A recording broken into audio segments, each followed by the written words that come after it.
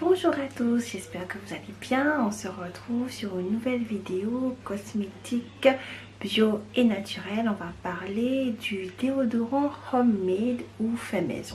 C'est la période, donc je trouve que ça tombe bien. Il fait très chaud, je suis toujours en vacances comme vous l'aurez constaté, je ne suis pas encore rentrée, donc du coup ces vacances me permettent vraiment de tester le déodorant fait maison.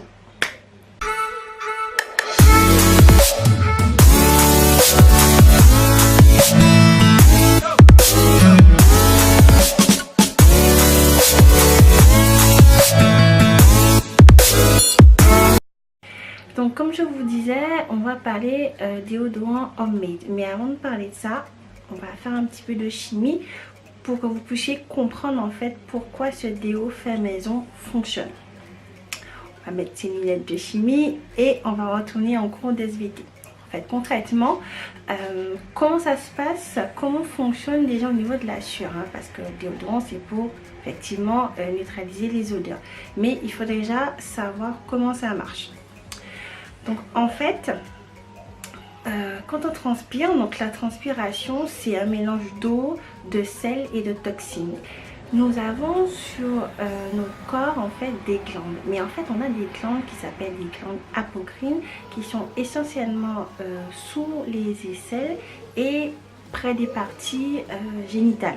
Et en fait ces glandes là vont créer une espèce de sueur laiteuse, et cette sueur laiteuse, quand elle sera mélangée à nos petits microbes sur la peau, parce qu'effectivement c'est invisible hein, mais sur notre peau on a beaucoup de petits microbes, donc quand on va mélanger cette sueur va se mélanger entre nos petits microbes qu'on a sous notre peau et cette sueur laiteuse, c'est ça qui va créer l'odeur. Donc en fait voilà, petite histoire de la mauvaise odeur, c'est ça.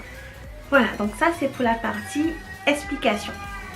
Maintenant on va parler ingrédients pour pouvoir on va dire neutraliser les odeurs. Et même avant même de parler d'ingrédients, je vais parler de deux points, enfin 2 points, ça fait 10 hein. On va plus dire 2 points.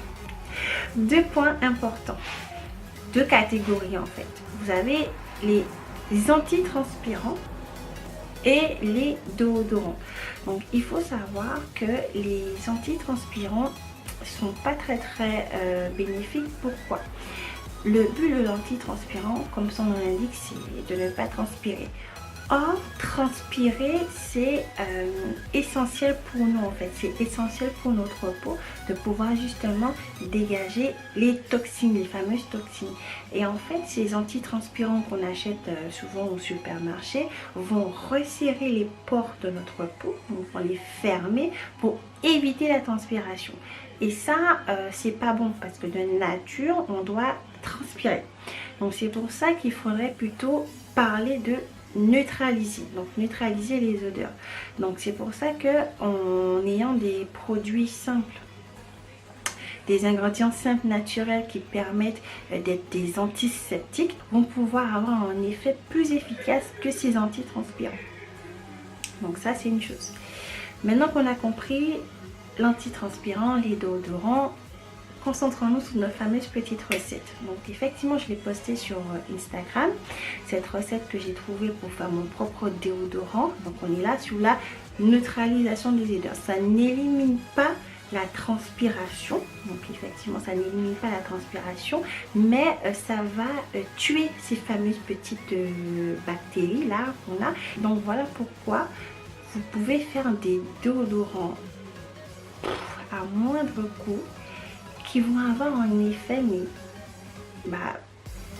miraculeux, je dirais vraiment miraculeux si vous avez des problèmes de transpiration. Donc le premier ingrédient et l'ingrédient fatidique, c'est le bicarbonate de sodium, ou appelé bicarbonate de soude, mais le vrai nom c'est bicarbonate de sodium. Il faut savoir que c'est le nom qui change, mais c'est exactement la même chose. Donc le bicarbonate, c'est une formule en fait qui est plutôt concentrée en calcaire et en sel. Et le bicarbonate de soude c'est vraiment un très bon antiseptique. C'est vraiment un produit qui est très naturel et antiseptique. Donc ça va être la base de notre recette déodorant. On va rajouter de l'huile de coco. Moi j'ai pris principalement le Mascara Monoï au coco parce que c'est pour donner la fragrance, une bonne petite fragrance. Il faudra rajouter de la fécule.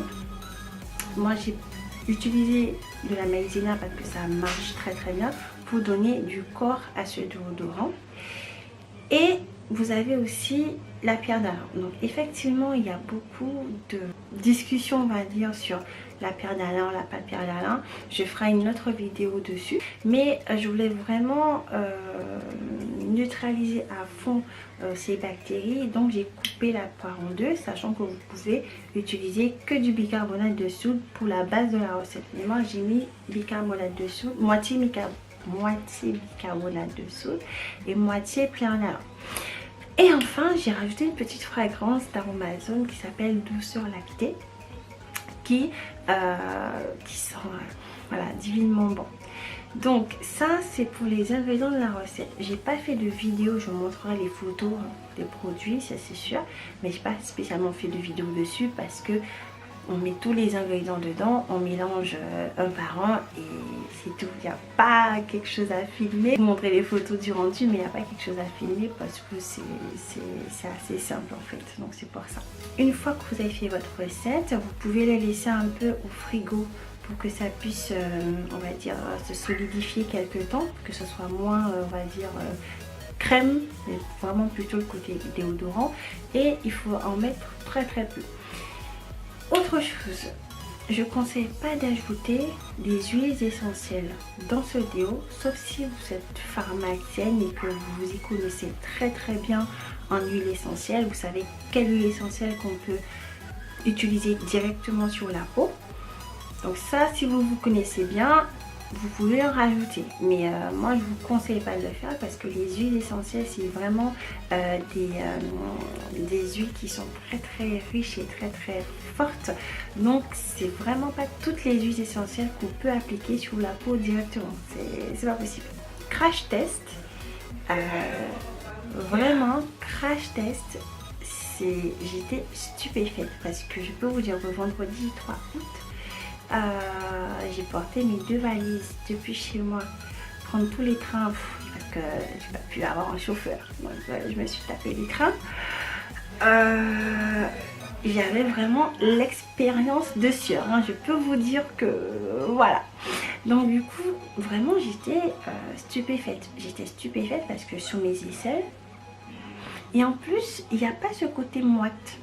Il n'y a pas ce côté moite sous les aisselles, il n'y a même pas ce côté moite en fait, et ça ne sent rien. Mais je vous le dis, les gens, ça ne sent rien du tout. Vraiment, le dernier test, c'était hier soir. Hier soir, c'était la fameuse carré blanc. En fait, c'est une soirée en Guadeloupe qui se déroule chaque année. Je crois que tous les Guadeloupéens de l'île y vont. Donc, je peux vous dire le monde qu'il y a là. Le principe c'est de s'habiller en blanc. Peut-être que je vous montrerai des petites photos de ma soirée. En plus j'ai fait la groupie, j'ai fait une petite photo avec un artiste connu là-bas. Voilà. Et je me suis dit, voilà, c'est comme une boîte de nuit mais en version plein air avec 50 000 personnes quoi. Et donc j'ai mis un petit peu plus de ma petite composition. Je me suis dit bon, on va quand même un petit peu plus. Et là, je n'ai pas senti d'odeur, je n'avais pas cet état mouillé. Et ce qui est marrant, c'est que sous les aisselles, non, je suis pas moite, mais parce qu'il faisait quand même chaud, on va pas vous dire en Guadeloupe, il fait très chaud, puis avec 2 autres personnes dans une ambiance, dans une musique et tout. Donc je transpirais, j'étais moite là, je vais vous montrer.